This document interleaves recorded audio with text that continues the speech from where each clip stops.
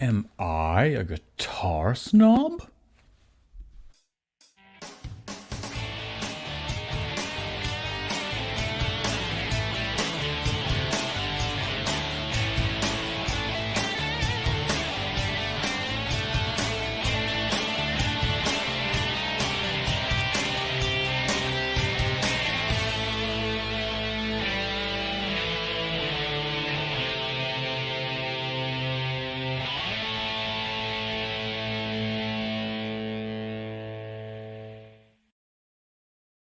What's up, everybody? Welcome back to the Guitar Gear Trader channel. My name is Steve, and today I want to talk about, I want to respond to a video made by another YouTuber, really good YouTuber, named Jack Fossett.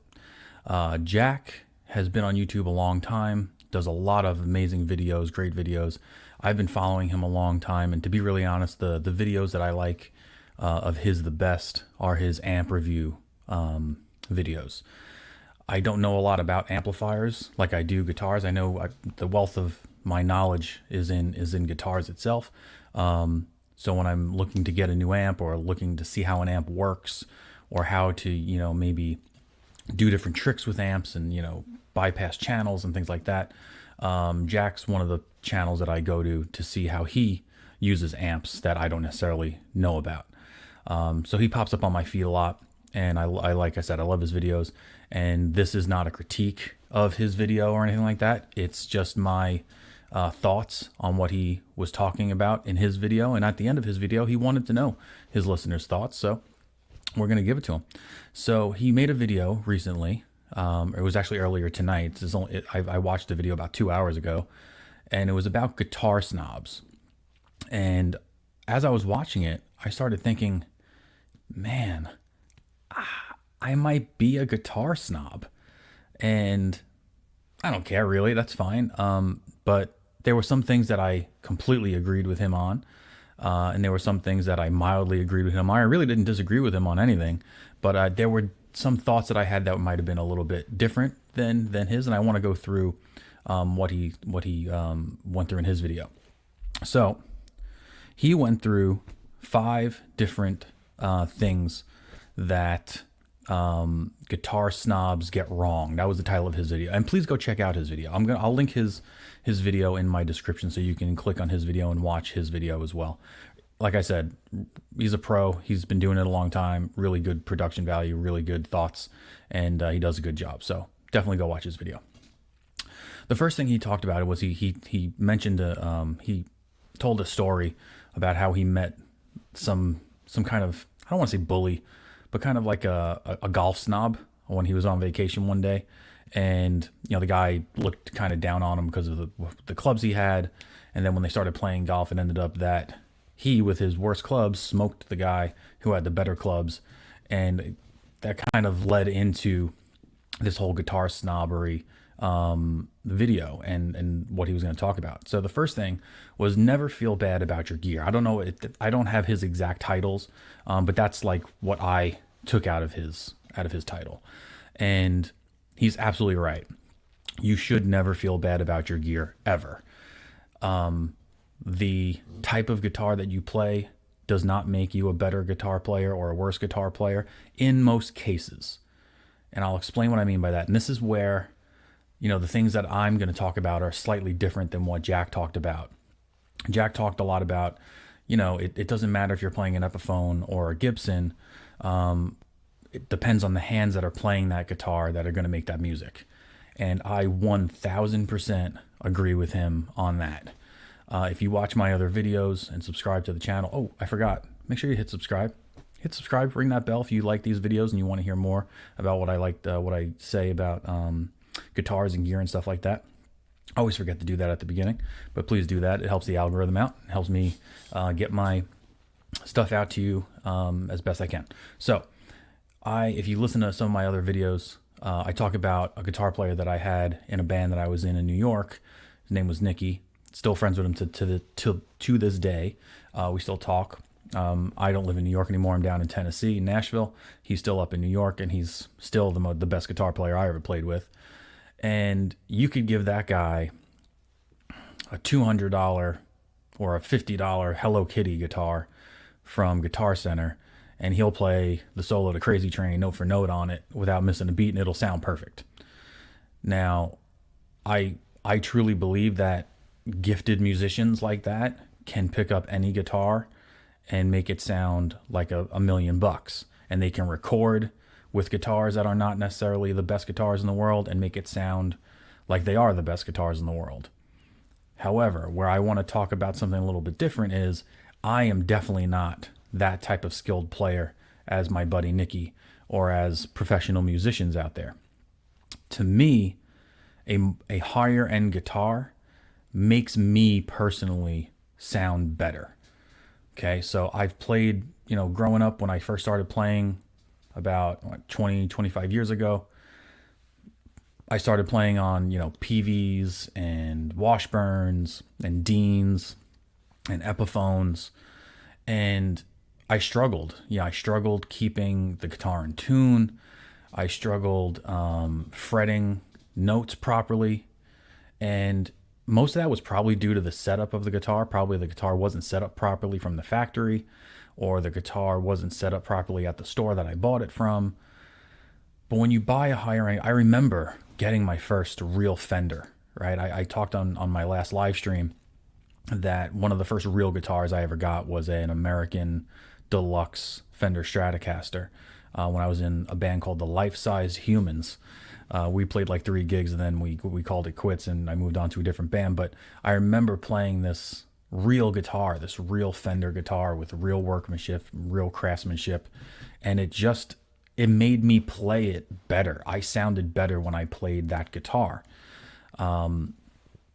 And it's because I didn't have that skill necessarily or the technique of, a better musician, where I needed something that helped me as much as it could, right? That guitar helped me with my shortcomings as much as it possibly could, and it made me a better player.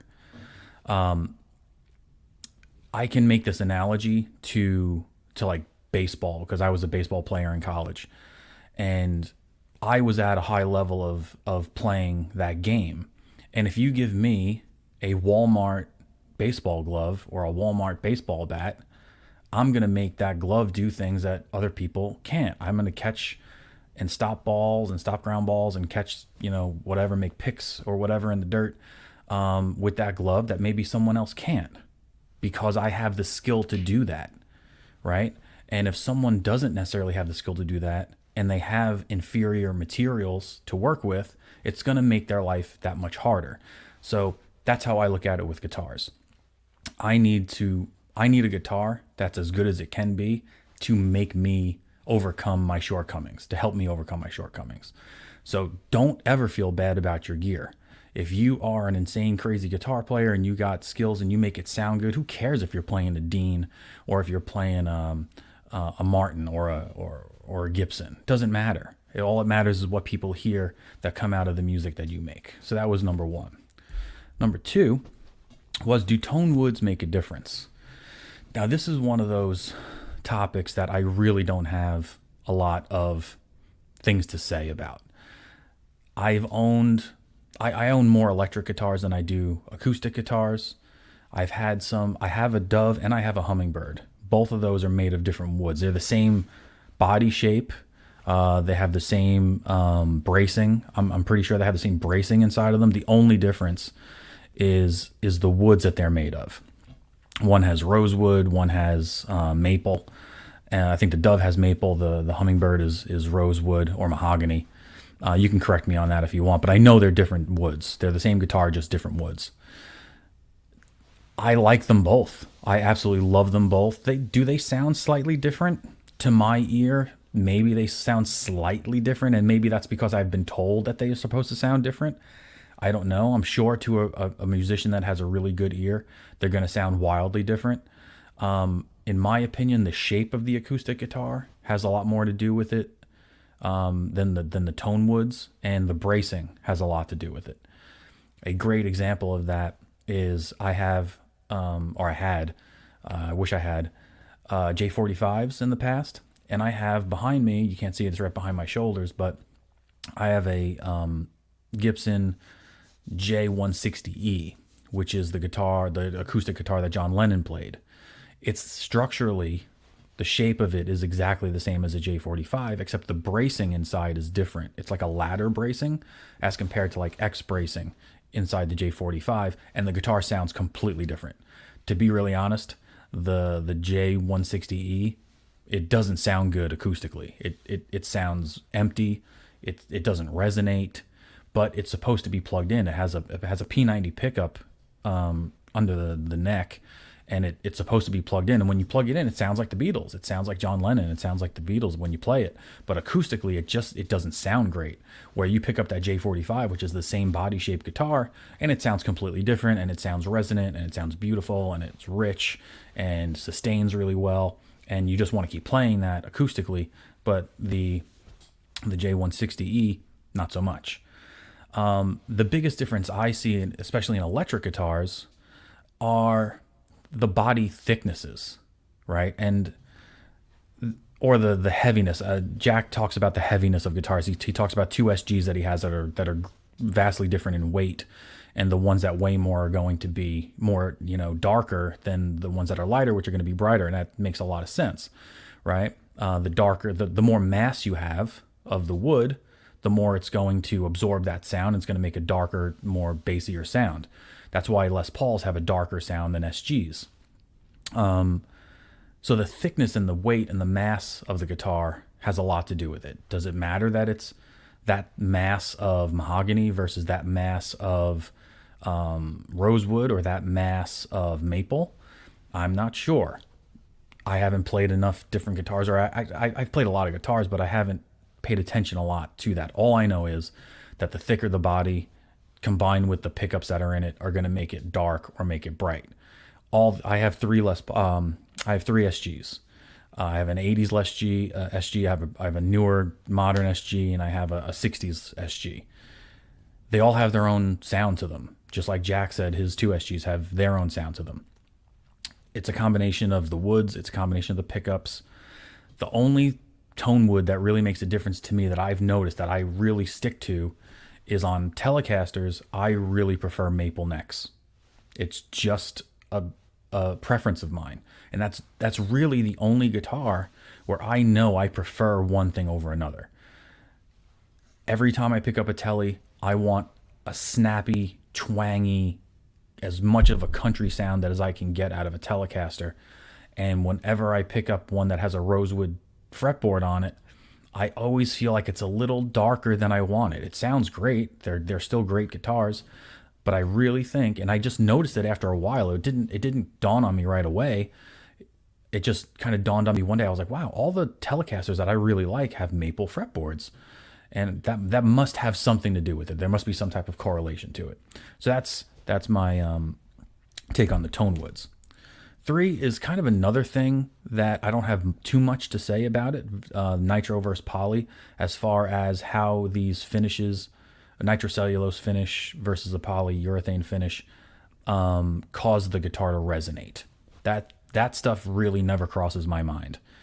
What crosses my mind versus nitro and poly is two things. Number one is the smell. Oh my God, do I love nitrocellulose smell. Opening up a brand new Gibson out of the case, out of the factory, or from Sweetwater or from the demo shop or the Gibson garage, the smell of nitrocellulose is just intoxicating. So I love that. What is different to me for nitro versus poly is the feel on the neck, right? So, and it's not so much on Fenders, but it's because Fender necks tend to be that really smooth, almost uncoated on neck on the back of those. It's more like if you pick up an Epiphone versus a Gibson, where Epiphones use poly and Gibsons use nitro. Your hand sticks to the neck a little, in my opinion. This is just me. My hands stick to that Epiphone neck a little bit more than they're going to stick to the nitrocellulose finish. I would rather no finish on the neck, to be honest with you, because it's just smoother. But I would, if I had to have something, I would prefer a nitrocellulose finish over a poly finish, just for that main reason. I need, like I said, I need all the help I can get. I don't need any speed bumps getting in the way of me trying to get around the neck. And if my hands are sticking to the neck and I can't get to where I need to be fast enough, it's going to not, it's going to end up poorly for me. So I need all the help I can get. So I like that nitro finish. But in all honesty, most of the higher end guitars are either going to have nitro or they're going to have no finish on the necks. As far as the body goes and the resonance of it, I never really paid attention to that. So there's that one. Number 4. Now this is something I have opinion about. Relic guitars. I do not understand the obsession that people have with artificially relic instruments. I just don't get it. It's a lie. It's misleading. It's the push-up bra of guitars. And everything on a guitar, every nick, every scratch, every dent should be, in my opinion, should be earned and should be organic. Now, that doesn't mean that you can't go out and buy guitars that are old. I don't mind buying an old guitar that someone else has reliced naturally over the years. Most of these guitars on the back wall there are what I consider to be vintage. A lot of people would yell at me because some of them are from the 80s and that's not vintage enough for people. But I have a couple of 60s models over there. Most of those guitars are from the 70s, from early to late 70s. I have a Telecaster over in my right shoulder, right near that, right there. Okay, that is missing half of the back on that is missing. The black paint on the back of that is missing. It has stickers on it from the previous owner from the 70s. The stickers are all yellowed and old. I feel that that guitar has a vibe, and that guitar has been played, and that guitar has seen some stuff, right? That guitar has been around, and I don't mind natural relic guitars like that. And I don't even consider that relic because it's just natural worn out or worn in guitar. That to me is fine. You go out and buy a guitar that's old, and it has, even if it's not old, you can buy a guitar that, you know, a gigging musician used for 2 or 3 years, and it's going to look like it's 20 years old because of how much, you know, abuse that person puts it through, depending on how they play it. But nothing is wrong with that. When you buy a guitar from the Murphy Lab and you're paying a person an extra $2,000 to throw keys on top of the guitar, or you're paying a person an extra $2,000 to blow compressed air onto the finish to make it crack, to make it look old, I don't understand why you would want to do that if it's not real. You don't go out and put scratches on your car to make it look old, but you really appreciate a vintage old truck, right? I own a 78 Ford F100, and it's got a lot of character to it. It has a little rust on the back of the cab that I don't touch. It has little chips in the paint here and there. It has tarnished chrome on the bumpers a little bit here and there. Inside the dashboard has a crack in it. That's fine. But I wouldn't buy a new truck and do that to it. Who would do that? Okay, just to make it look old, right? So that to me doesn't make sense. Now, before I make another video and catch a lot of heat about this, I have one Murphy Lab guitar. It's a Pelham Blue 65 or 64 reissue SG. Now, I just had very strong feelings about relic guitars. The only reason I own that guitar is because you can only get a Pelham Blue reissue 1964 SG with Murphy Lab aging on it. You can't get it un-Murphy Labbed, from what I understand. Okay? And to be honest with you, I have a 1966 Les Paul Jr. with 100% natural finish relicing on it, right? Well, finish checking and stuff like that. The way that guitar feels, I'm touching it right now, the way that guitar feels in comparison to the 1964 aged relic reissue is night and day. Like, it's almost overdone on the 64 reissue. The lines on the neck, when I'm playing that guitar, you feel every single finish crack on that guitar from nut to body. You feel every single ridge. You can't feel it on the 64. You go up and down the neck and it's smooth, and then you look at it under a certain light and you see the finish cracking on it, probably because the nitro is so thin on it, and over the years it just worn away. But it's not as prompt. Like, you put your hand over that 64 SG, you feel every little wrinkle and divot. And don't get me wrong, it looks cool, but I don't like taking ownership over that look of it being worn. It's an amazing guitar, though. I got to say, it's a truly fantastic guitar. But as far as the relicking goes, the only reason I have that guitar is because you can't get it unrelicked. It is light Murphy aged, and it looks like they did everything. I don't know what heavy Murphy Lab age would be, but this one looks really, really aged. And that's the only reason I own it, because it's the only option they give you. The last one, boy, is this one contested a lot. Especially recently if you take a look at my other videos, I have videos that kind of blew up, and they were response videos to kind of like this little feud that's going on between two YouTubers. One who is a famous musician, Tom Bukovac, who's a Nashville session player who's been on every album you can possibly think of in Nashville, and another guy who's an up and coming like YouTube influencer who has a vendetta against 59 Les Pauls. His name is Voou. I got to make sure I get his name right, because in my video I called him Voou, and he corrected me in his newest video. So it's Voou, and he is making a living off of debunking the 1959 Les Paul burst craze.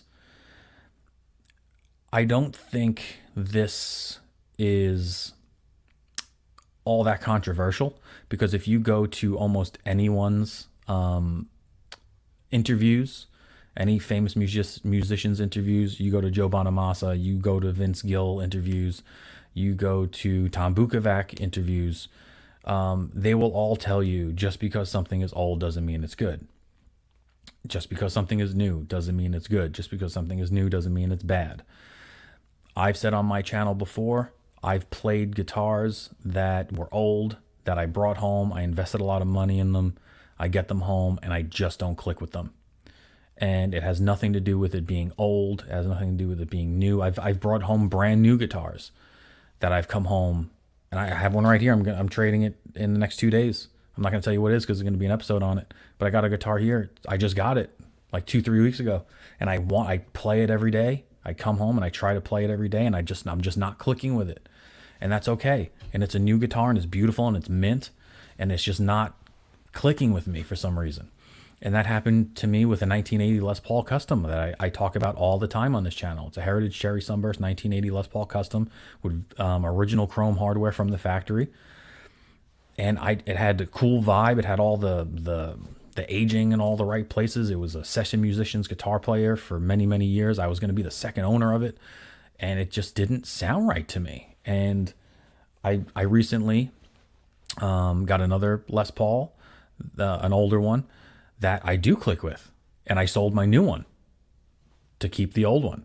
So now I have another vintage Les Paul that I do click with and that I do feel good with. And it's a lot of things. It's the weight of the guitar, it's the way the neck feels, the way the frets are played in or whatever. I like low frets.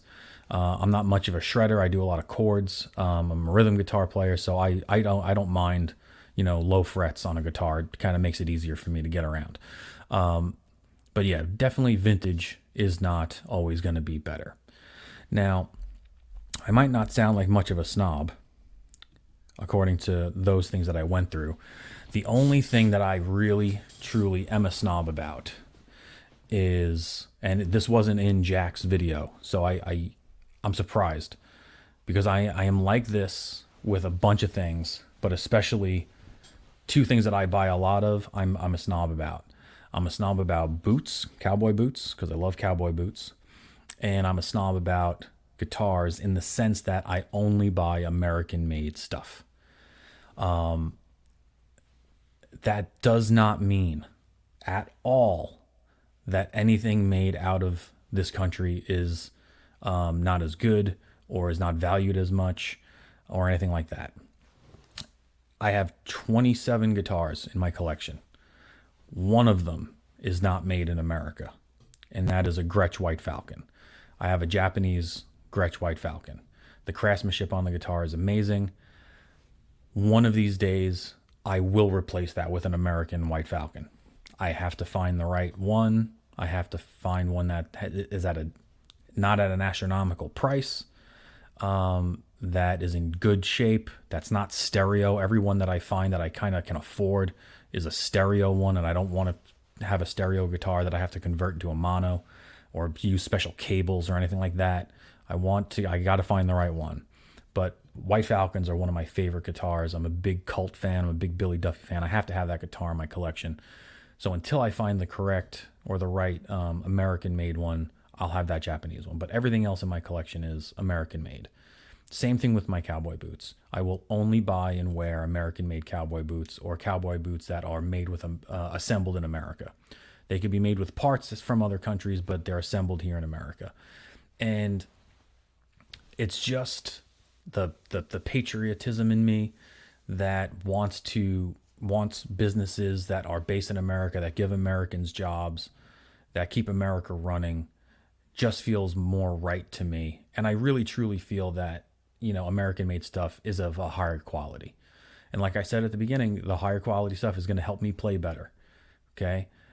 I've played one of the best Fenders I ever played was a Mexican thin line Telecaster. Like I am upset that I don't have that guitar anymore.